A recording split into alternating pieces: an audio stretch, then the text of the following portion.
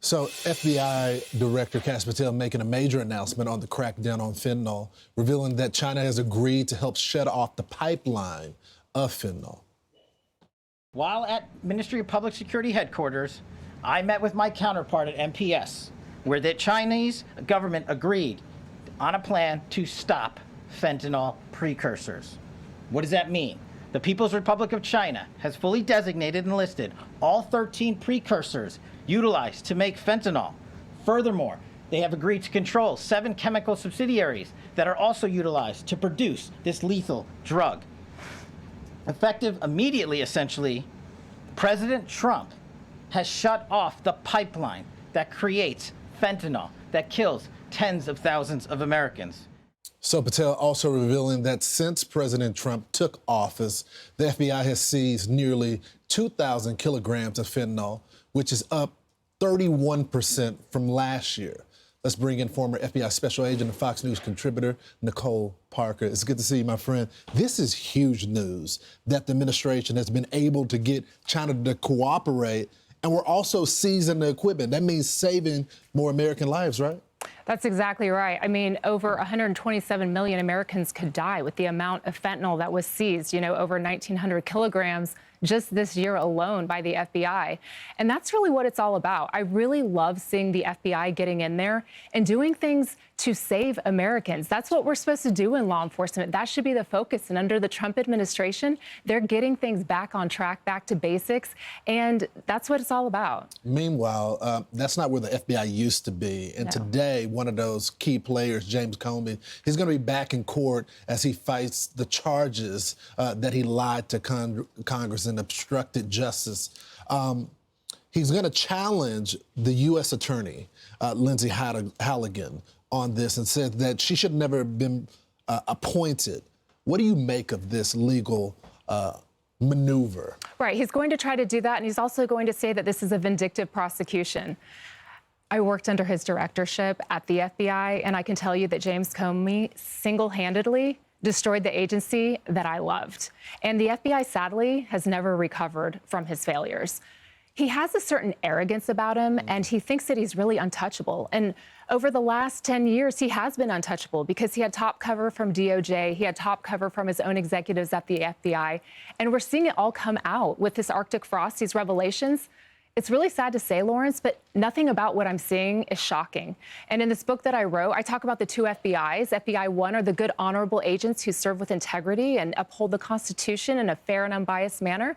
FBI 2, they are politically and socially weaponized. They use the agency to push their own personal agendas.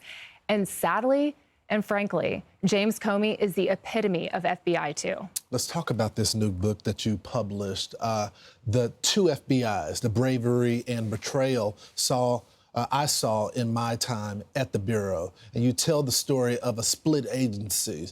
Tell me some of the examples of the split FBIs that you saw during your time.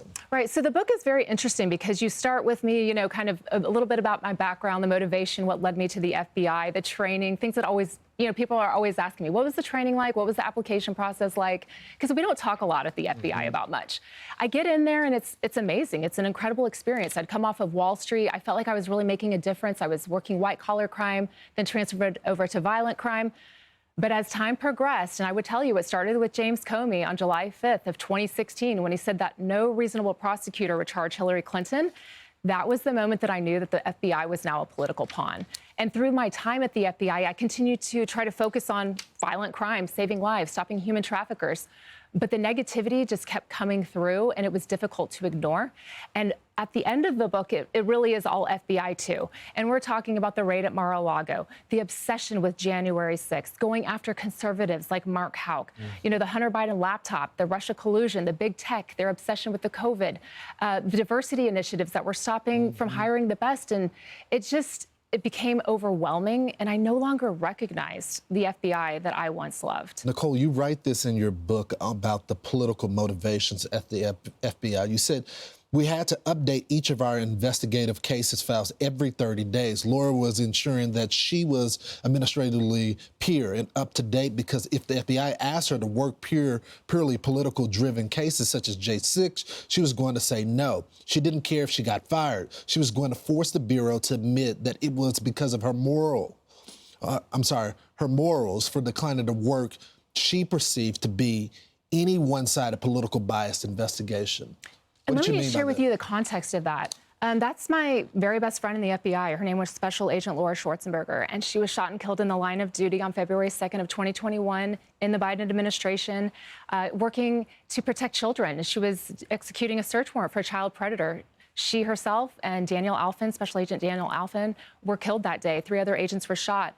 And she and I had a very powerful conversation leading up to that tragedy, really the day before. That was the last statement that she made to me, because she was seeing herself what was going on at the FBI. It was wrong. And we saw what they were doing with the January 6th investigations and using the full force of the federal government on misdemeanors and people that had merely walked into the Capitol and taken pictures with their cell phone. They were getting the full force of the FBI SWAT team.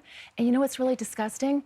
There was no SWAT team for Laura the morning that she was killed, and she was taking down a violent offender. But they were so obsessed with going after Trump and his supporters that that tragedy occurred. It never should have happened. It was shameful. I remember covering that. I remember your raw emotions that day. It's a great book. People should go get it today. Thank you so much, my friends. Good to see you. Thank you. Want even more Fox News on YouTube? Become a Fox News Patriot today. Click join to find out how.